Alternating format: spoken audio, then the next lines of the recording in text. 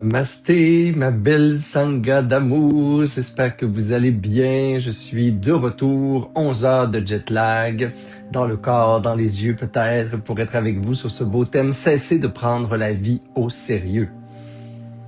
Ah, my God, si on pouvait avoir plus de joie, de légèreté dans le cœur, dans l'esprit, c'est ce sur quoi on va méditer ce matin. Et je vais peut-être déparler tout le long finalement. J'ai aussi fait presque 30 heures de transport pour être ici et arriver hier. Donc, je viens de somnoler un peu dans la nuit. Et là, moi, la nuit, elle commence dans mon corps. Donc, voilà. Pardonnez-moi d'avance. Allô, ma petite maman d'amour. Je t'appelle tout de suite après le live, ma petite maman. Coucou, tous ceux qui sont en direct. Je me suis connecté une petite 30 secondes d'avance. Hein, parce que j'ai tellement de choses à vous partager aujourd'hui. Je pourrais donner, je pense, une série de 18 conférences juste sur les sujets qui m'ont interpellé, les expériences vécues, tout ce qui a été vécu dans ce périple là, de 5 semaines en Inde, au Népal et au Sri Lanka.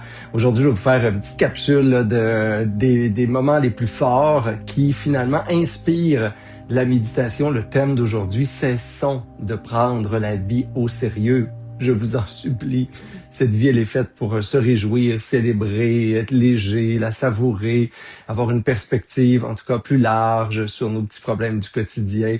Et j'espère vous inspirer aujourd'hui. Ah, allô, mon beau Bob qui est là. J'ai su qu'il était bon, je veux pas dire à tout le monde, mais en tout cas, Bob, j'espère que tu vas bien, parce que je sais que dans les prochains mois, on se verra pas, parce que peut-être tu as des petits troubles de santé. Alors voilà, j'espère que tu vas bien, mon beau Bob d'amour. Je viens de dire ça ce matin.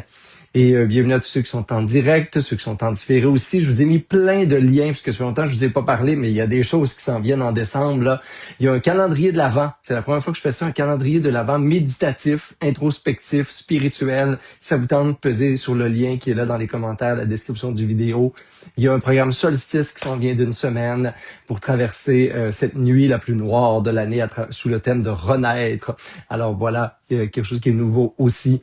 Et il y a plein de choses au calendrier qui s'en viennent. Vous savez, roulement de tambour, tchou tchou tchou. C'est pas ça un tambour pantoute, hein, c'est pas tchou tchou tchou poum, ça c'est plus des... Bon, roulement de quelque chose. Je vous donne la date que je connais maintenant sur la sortie de mon prochain livre, dont le titre peut être révélé, qui s'appelle Tantra, la révolution intérieure. Oh my God, que ça sonne bon, hein? Donc, enfin, un livre. Si vous avez aimé Guide pratique du tantrisme moderne ou mes autres livres, celui-là, c'est un saut quantique dans la profondeur, la richesse, la philosophie. 50%, je pense que de tout ce qui va être là est aussi des anecdotes, des expériences vécues, comment j'ai intégré les pratiques, ce qui m'a amené à vivre à travers le monde, plein d'expériences, des fois farfelues, anecdotiques, choquantes. Alors, le prochain livre va sortir le 3 février prochain. Tantra, la révolution intérieure. Je nous souhaite de révolutionner notre petit monde intérieur grâce à ce livre. C'est aussi ambitieux que ça, mon objectif. Alors, vous me direz ce que vous en pensez. On s'en parlera rendu en février. Et aujourd'hui, le sujet, cessons de prendre la vie au sérieux. Alors, coucou mes beaux amours qui sont là. Je vous vois, là, je vois vos petits messages. Coucou Madeleine, j'ai vu ma belle Sophie Chartrand qui était là, Suzanne Labarre. Alors, merci d'être là en direct avec moi. Je le répète, 11 heures de décalage horaire, 30 heures de transport hier. Alors voilà, ça se peut que je déparle puis que je sois fatigué, mais je voulais absolument être avec vous, comme sortir de l'avion et être propulsé avec vous parce que vous m'avez manqué. On s'est pas beaucoup parlé en direct dernièrement. Je peux regarder toutes mes pauses là, sur ce que j'ai vécu en Inde, au Népal, au Sri Lanka. Ce qui m'interpelle et ce qui me happe encore dans ces voyages d'aventure, dans ces voyages de rencontres humaines, c'est à quel point en Occident, nous, là, on prend la vie au sérieux. J'ai rencontré des ermites qui ont choisi de vivre dans la jungle, isolés de tous, à travers les chiens, les tigres, les singes. J'ai vu dans la rue au Sri Lanka dernièrement encore, j'étais avec mon ami Émile, qui en passant vit avec 7 personnes dans la même chambre à coucher avec ses parents, ses enfants, sa femme. Qui est coordonnateur de Shanti au Sri Lanka, qui est un ami personnel. Je me promenais dans la rue et j'étais avec lui. J'ai vu comme une boîte passer de blanc avec du monde tiré après ça. Puis j'étais là, Émile, on vient-tu de voir comme une famille transporter un corps? Il dit, ah oui, Martin, ici, il dit, quand on n'a pas d'argent pour enterrer les corps ou les brûler ou peu importe faire l'embaumement, il dit on les amène nous-mêmes là. Tu sais, c'est la famille qui amène le corps la journée du décès dans une boîte avec un tissu blanc. Puis là, ils se promenaient sur le bord de la route avec ça, toute une petite famille pour aller brûler, enterrer le corps. Je dis, oh my God, nous autres, on s'est tellement compliqué la vie finalement sur tellement de funérailles et de détails et de trucs. Et j'ai rencontré des gens encore par dizaines qui vivent des histoires de mariages arrangés, de mariages forcés, tous les gens que j'ai rencontrés en Inde, au Sri Lanka, au Népal, peuvent pas sortir de leur pays. Imaginez-vous donc, moi je suis là, puis je fais 3 pays en un mois, puis je dis ah ben, je suis fatigué, au secours, puis on est là, bon, on est un peu de jet lag, puis on faut adapter notre système digestif à la nourriture, puis les autres sont ben moi je sortirai jamais de mon pays. Il n'y a aucun visa possible pour moi, y a pas j'ai pas assez d'éducation, mais ça me prendrait de l'argent en banque, là, je sois riche. Il n'y a aucun pays qui veut recevoir un Sri Lankais, un Népalais, un Indien qui sort juste pour visiter. Là. Un touriste, ça n'existe pas. Si t'as pas 200 000 en banque, Indien pour venir au Canada ou ailleurs. J'étais là, ah oui, vous sortirez jamais. Et leurs conditions de vie, des fois, il n'y a pas plus que ce qu'ils ont. J'ai parlé à des gens de différentes castes, parce que, oh, que ça existe encore, les castes en Inde, mes amis d'amour, ils veulent pas qu'on le dise, mais ils en parlent tout le temps. Fait que, et des gens qui sont là dans une caste qui les maintient dans un niveau de vie précaire, plus pauvre que pauvre. Là. On a vu des bidonvilles près d'où on restait à Ridoir, et le gouvernement gère les bidonvilles. Comme quoi c'est une réalité qui est tellement grande, il y a des millions de personnes dans tout l'Inde qui vivent à travers des déchets, des excréments humains, d'animaux morts, et qui s'organisent pour vivre à travers ça. Qui traînent leurs enfants pour venir quêter puisqu'on leur donne plus d'argent dans ce temps-là, puis il faut qu'ils vivent puis qu'ils mangent chaque jour, fait qu'ils iront jamais à l'école eux aussi. Et je vous raconte ça parce qu'après ça, moi, entre-temps, j'appelle le Québec, puis je fais des réunions, puis je parle à ma maison, là. Puis, tu sais, les gens sont entre une crise d'insécurité, de jalousie, de crise de projet, de qu'est-ce que je ferais bien le mois prochain, est-ce que j'accepte ça ou ça comme opportunité. Et je dis pas que c'est pas important, je dis juste que on pourrait le vivre avec sincérité, mais sans prendre ça au sérieux, parce que tout ce que je viens de vous dire, là, c'est plusieurs fois chaque jour. Quand on voyage en dehors des circuits là, de tout inclus ou de whatever, là, de ce que j'ai jamais vécu, mais je sais pas, là, il y a du monde qui vit des voyages un peu en fermé, là, enfermé. Je voulais dire en circuit fermé, mais enfermé, c'est le bon mot. Puis qui ils touchent pas toutes ces réalités-là, où ils les voient comme à travers un autobus, un peu comme on voit ça dans un film. Je trouve vraiment, et j'ai pas rencontré de plus beau sourire. C'est ça qui me va en tête là, dans ma petite hésitation. Je suis allé vous le dire, parce que des fois, ça nous choque. Là. On n'aime pas ça se faire dire ça, mais vous le savez, puisque vous êtes plusieurs à avoir voyagé de cette façon-là ou à écouter Vision Mondiale à l'époque. Il y a des regards et des sourires. Puis ma gang en témoignait, il était là, mais Martin, les sourires ici au Népal, les regards des enfants, on a visité des orphelinats, j'ai visité des organismes communautaires où il y avait 30 handicapés sévères avec des problèmes de santé mentale dans le même dortoir. Tu sais, ça n'a aucun sens, entretenu que par des bénévoles qui lavent leurs toilettes. Tu sais. En tout cas, puis des sourires, les regards, la lumière, puis après ça, me tourne vers l'Occident, puis je regarde nos réseaux sociaux, des débats d'opinion, des nanas, des petits tiraillements intérieurs, du grattage d'ego, je vais vous le dire comme je le pense, mes beaux amours, là, t'es comme... je sais pas pourquoi on est de même, je sais pas pourquoi. Puis je parlais à des maîtres spirituels de tout acabit, puis ils disaient, tu sais, en Occident, vous avez des barrières pour pas que les gens se jettent en dessous du, tu sais, l'autre côté du pont ou, tu sais, de la tour Eiffel. On comprend pas, vous avez tellement tout pour être heureux. Il y a pas un chat ici qui va se jeter en bas de rien, tu sais. Il y a même pas le luxe de penser que sa vie est déprimante ou de se questionner sur whatever, rien pantoute. Et ça m'a remis dans l'enseignement bouddhiste sur la voie spirituelle tibétaine, sur le sens de l'humour. Qui dit, hey gang, c'est juste l'ego qui prend les choses au sérieux, là. C'est pas que c'est pas important. L'esprit de sérieux, c'est ça. C'est pas tu sais, on dit pas, vis les choses avec, je m'en fous, ça c'est un ado, on est 14 ans quand on fait ça, mais c'est juste, est-ce qu'on peut faire les choses avec sincérité, y donner comme du cœur, mais sans, tu sais, l'esprit de sérieux, c'est ça. Là, c'est comme, oh my God, que c'est important, my God, que c'est, oh, il faut. Puis là, il y a des luttes, il y a des conflits, puis là, il y a du ressentiment, puis là, il y a plein d'affaires. Puis moi, je regarde du monde qui vivent dans des déchets, puis qui me sourit de même en me voyant, ils sont heureux de voir un occidental. Tu sais, puis tu leur offres un petit quelque chose, puis tu prends un petit temps pour eux, puis tu flattes un chien avec eux, puis tu joues avec. Puis là, ils rient comme il n'y a pas un enfant dans une de nos cours d'école qui rit, puis qui sourit à la vie.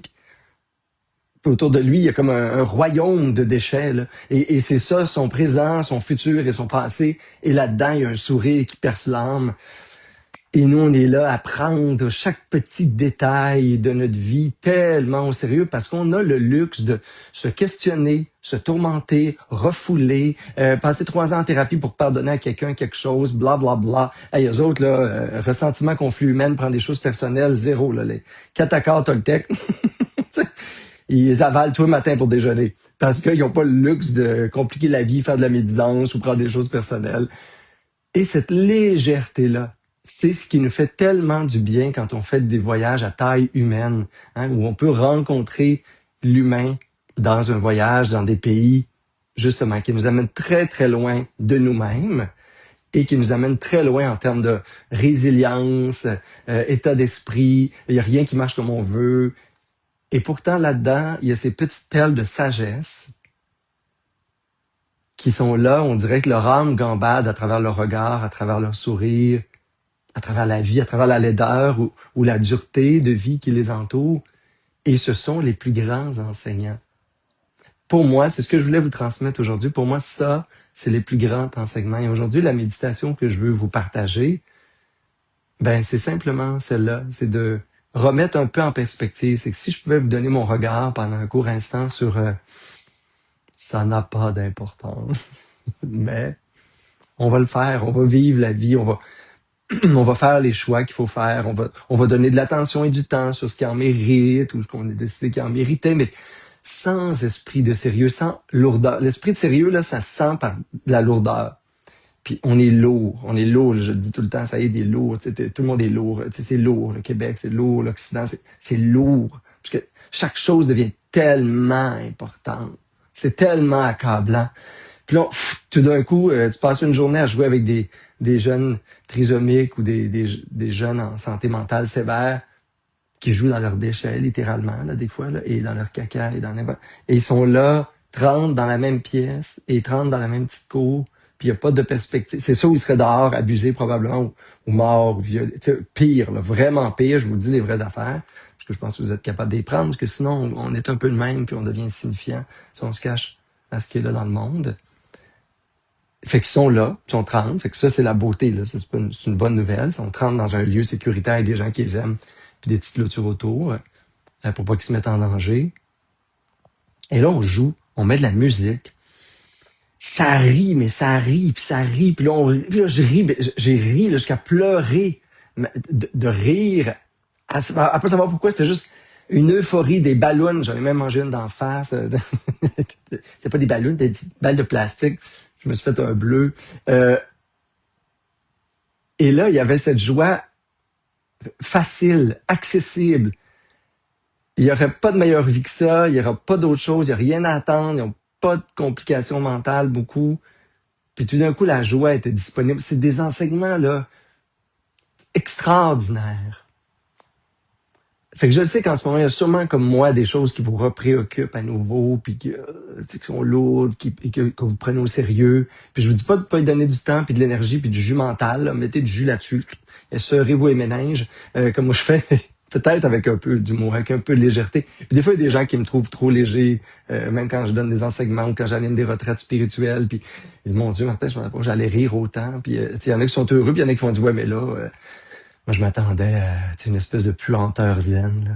Beaucoup d'air dans la voix, des regards profonds. Je peux vous faire ça, là, je peux faire des pauses tout le temps pour que j'aille l'air plus intelligent. c'est tellement pas moi. Au secours. Parce que je pense vraiment que l'apprentissage spirituel, c'est de prendre les choses avec moins de sérieux, moins d'ego, moins de tout, finalement. Et on tasse tout ça du chemin, puis il faut absolument que vous pogniez vos baskets puis vous alliez ailleurs dans le monde aussi. Là, ça, je vous le dis, pour moi, le voyage se reconfirme après, je pense, une centaine de voyages dans ma vie. Facile.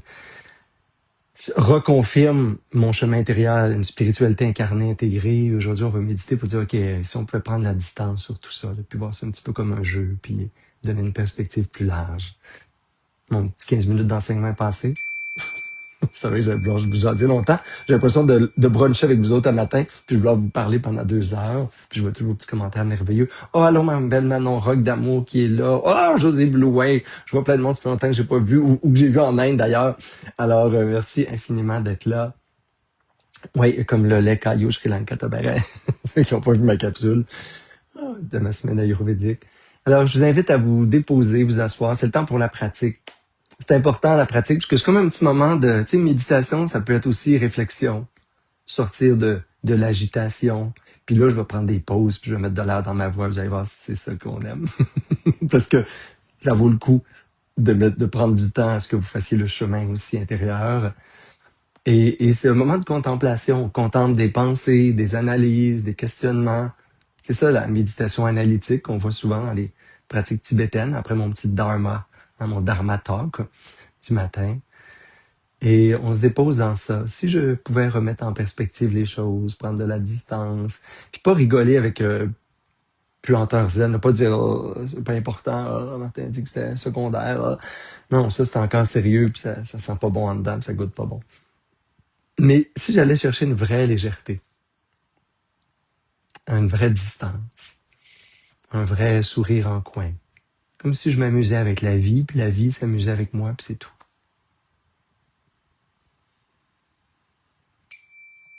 C'est vrai. On peut prendre une posture de méditation, ceux qui le veulent. Faut juste écouter, entendre, méditer en faisant ce que vous faites, si vous voulez le vivre avec plus de légèreté. Et pour ceux qui sont déposés en posture assise, vous pouvez prendre 2 ou 3 respirations plus profondes. On peut prendre même des respirations libératrices où on inspire profondément par les narines. On peut conserver l'air, l'énergie, se détendre. Et ensuite, après quelques secondes, expirer par la bouche.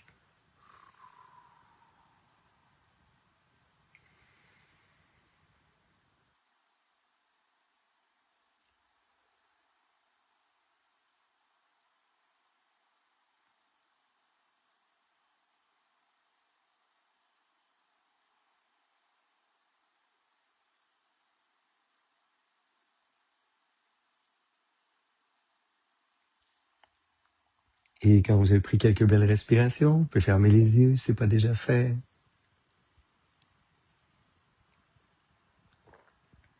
Pour rencontrer votre monde intérieur, qu'est-ce qui est là dans votre esprit.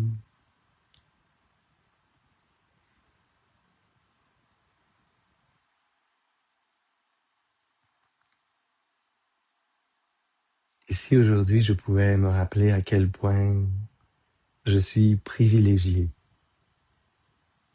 mais vraiment privilégié dans cette expérience humaine. Tellement privilégié que tous mes besoins de base sont assurés.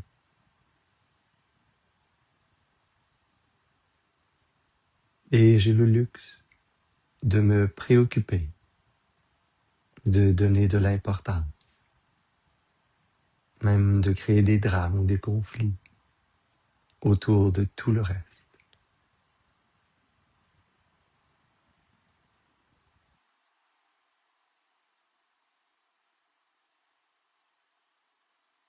Et comme ce serait merveilleux si je pouvais avoir le même sourire, le même regard que les enfants de tous les bidonvilles du monde quand ils s'amusent, quand ils regardent le ciel, quand on leur sourit.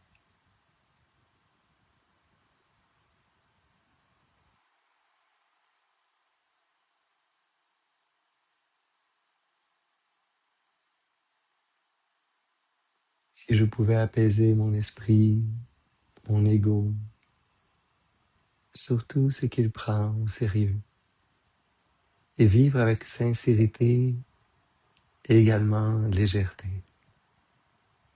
une forme d'humour qui vient de la sagesse sur l'impermanent.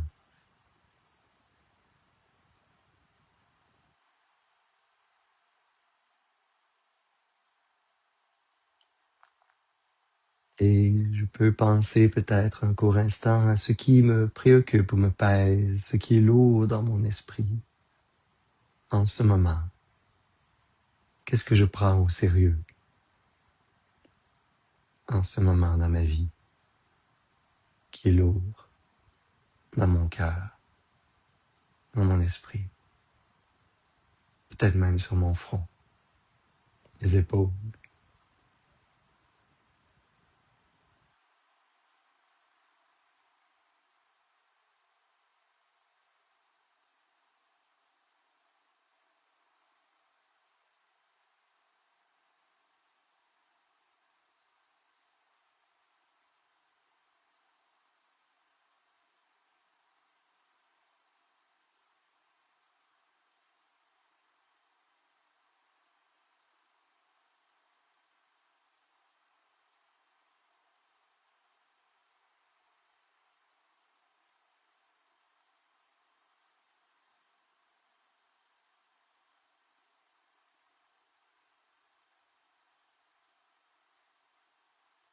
Qu'est-ce que je prends au sérieux et qui rend ma vie, mon esprit lourd?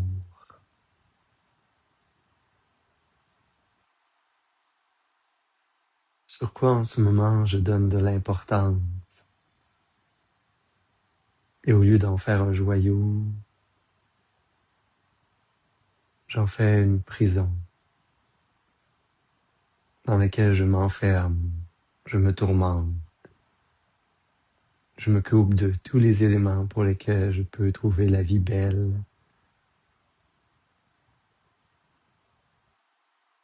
Qu'est-ce qui ferme mon regard sur le monde et réduit ma vision à travers mon ego sur des sujets que je rends lourds et sérieux dans mon esprit?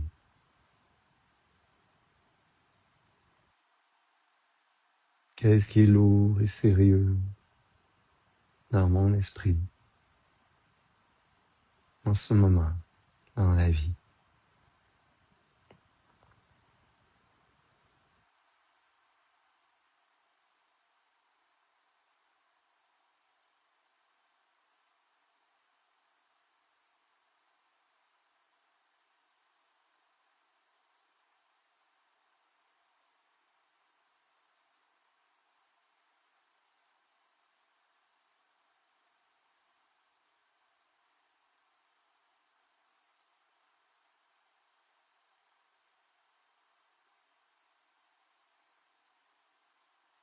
Et si je pouvais regarder tout ceci avec plus de légèreté, en gardant un cœur ouvert? Si j'imaginais ces êtres, ces événements, ces sujets dans mon esprit, avec un peu plus de distance, comme s'ils étaient un peu plus loin.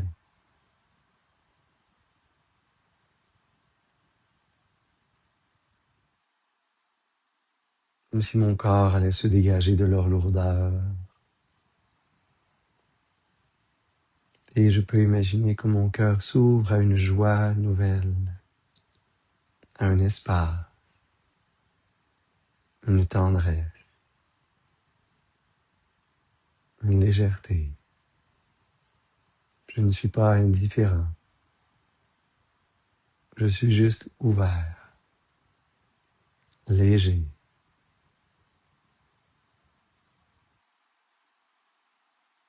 Je peux même leur sourire. Imaginez cette étincelle lumineuse dans mes yeux, qui regarde tout ça comme un jeu, comme si la vie m'invitait à jouer. Et je joue avec elle. Je m'amuse des événements,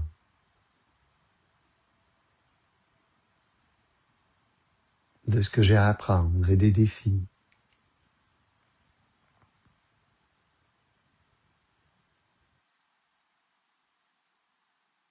Je prends de la distance, je souris. Je n'ai pas à prendre ceci avec tant de sérieux. Ce n'est pas nécessaire, encore moins aidant. C'est même nuisible. Ça ralentit, ça m'alourdit, me déprime.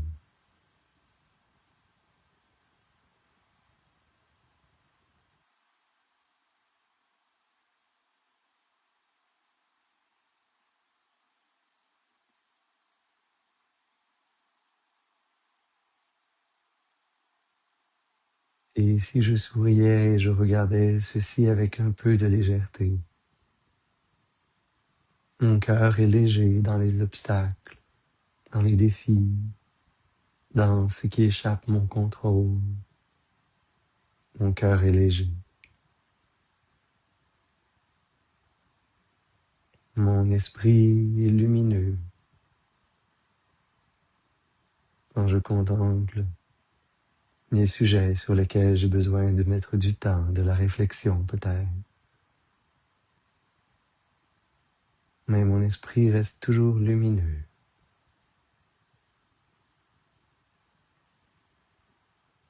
Et tout le reste de ma vie va bien.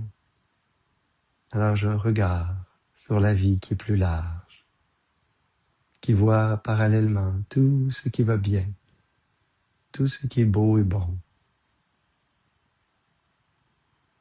tout ce pourquoi je peux dire merci est encore là, même s'il y a certains éléments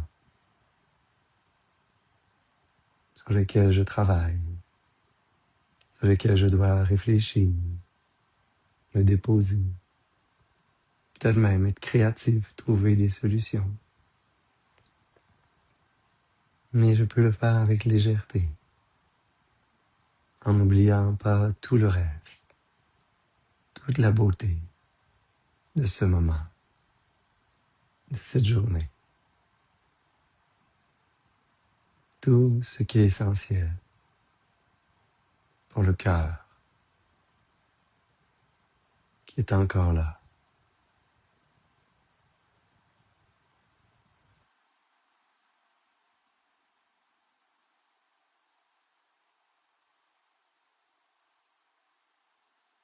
Et je respire en contemplant ce qui avant était lourd et j'en fais quelque chose de léger comme une plume, une petite pétale qui tombe du ciel, sur laquelle je peux donner de l'attention.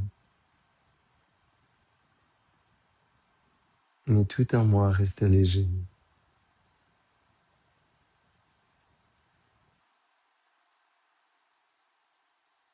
détendu, paisible, peut-être même joyeux.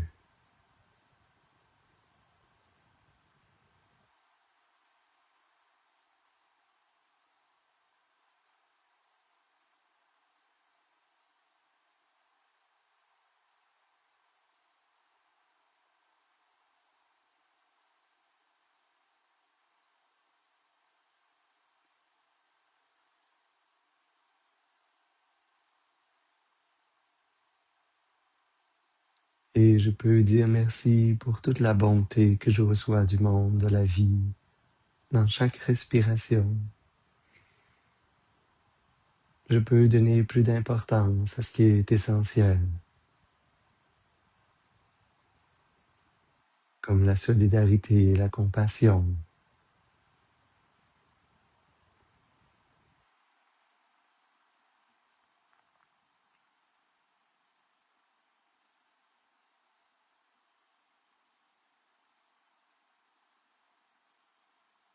Et je peux choisir de continuer à m'amuser dans tous les événements de la vie, circonstances qui changent, les êtres qui partent,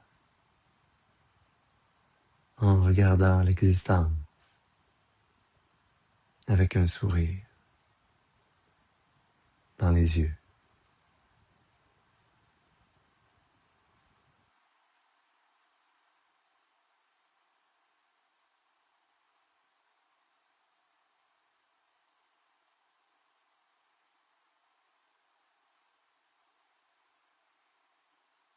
Et je m'engage à rester disponible à la joie,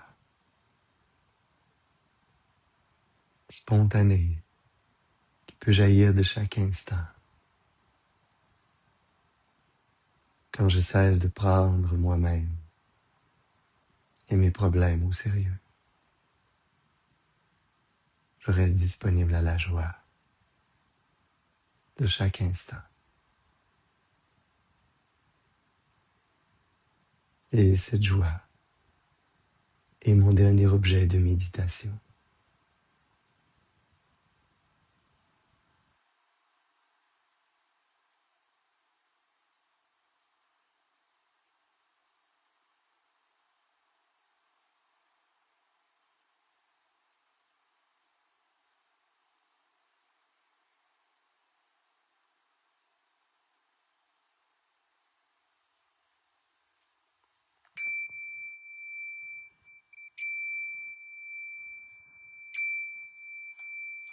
Et je peux prendre 2 ou 3 respirations détendues.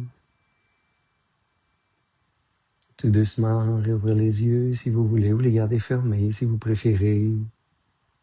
Ça n'a pas d'importance. On peut amener les mains en namasté, les frotter légèrement ensemble. Ça restimule le métabolisme. On amène une belle chaleur à l'intérieur. On peut amener cette chaleur au cœur, les mains en namasté, inspirer par les narines pour expirer bouche.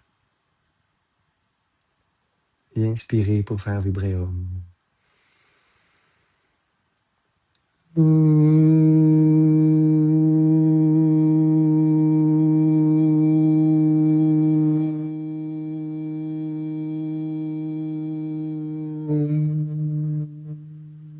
Namasté. Alors voilà, mes beaux amis d'amour, c'est reparti pour tous les dimanches, en direct, à 10h, en différé, autant de fois que vous le voulez.